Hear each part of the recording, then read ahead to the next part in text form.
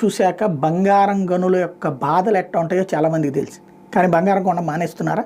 అంతమంది జీవితాల నరకప్రాయం చేసినటువంటి ఇవాళకి కూడా నరకప్రాయం చేస్తున్న కారణంగా మాకు బంగారం వదిలే అంటారా? బంగారం రేట్ ఇంకా పెరుగుతూనే ఉంటుంది.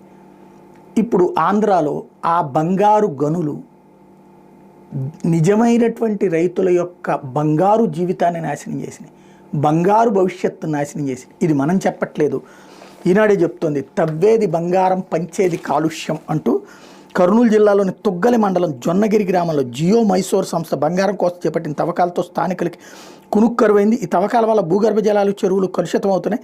ఇప్పటికే పంటల దిగుబడులు తగ్గినాయి. జియో మైసూర్ సంస్థ 2010 నుంచే ప్రయోగాత్మకంగా తవ్వకాలు ప్రారంభించింది. గడిచిన 2 ఏళ్లలో పనులు ఉధృతం చేసింది. ఏటా 3 లక్షల టన్నుల సామర్థ్యం గల ఖనిజ శుద్ధి ప్లాంట్ నిర్మించింది. దానికి అనుమతులు వస్తే భారీ ఎత్తున మట్టిని తవ్వాల్సి ఉంటుంది.